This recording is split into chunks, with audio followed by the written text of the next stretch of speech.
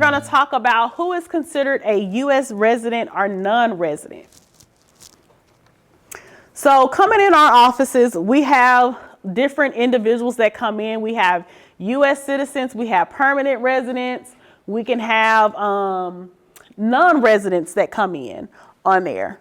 And so for our federal tax purposes, if we have someone that is considered a non-resident, then we're going to refer them to Ms. Bunny's her tax location at Fretz Park on there, because we just handle resident type returns. U.S. resident, U.S. citizen, permanent residents, and residents that are considered, individuals that are considered residents for filing tax purposes.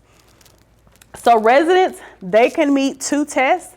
They maybe have a green card on there.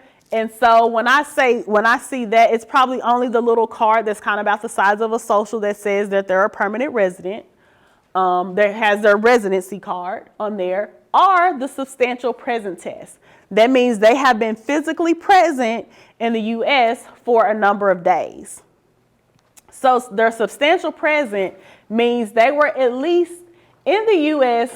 31 days. So now we're in 2023, and we open our sites on the January the 23rd on there, so we can count. We will then be able to count or assume for 2023 for the current year, at least 31 days for 2023, and then at least 183 days during the past 3 years. So that's the current and the past 2 years. So 2023, 22, and 21.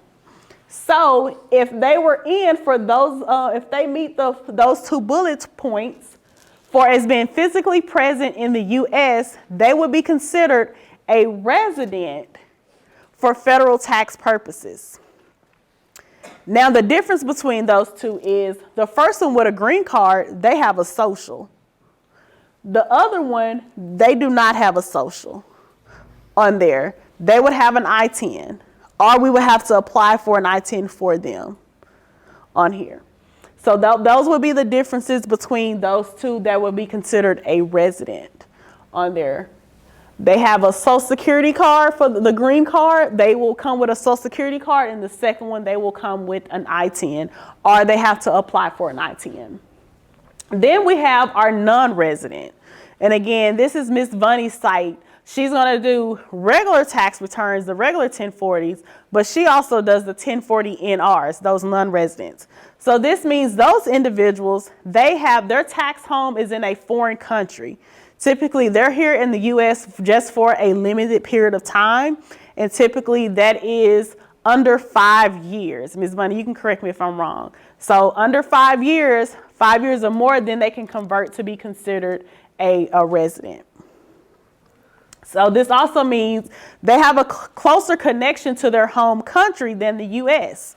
So we could have what we focus on is students, teachers. I don't know if we do some with other workers, but these are the visas, those individuals with a F visa, J visa, M visa, Q visa, that they would be able to go to Ms. Bunny's site and get their taxes prepared on there. So if they're coming to my site location, I would have to ask them some additional questions just to make sure that we don't want to do a 1040 return. We want to send them to go get a 1040 NR tax return on there. And we've had to do that a couple of times where maybe we've had some students do a regular 1040 and they have to go back and amend and then do a 1040R, because this means that the non-resident, they're probably not going to be able to qualify for some of the deductions, exemptions, or credits that we have on our tax return. Now the U.S. does have some treaty agreements with some of these other countries. And so Ms. Bunny is has more information on those or privy to those on there. So whatever type of exemptions that they can get on their tax return. So that 1040 NR tax return looks totally different than the Form 1040 that we looked at the beginning. And so that is that training material of the 4011 for anyone that is interested in preparing 1040 NR tax returns.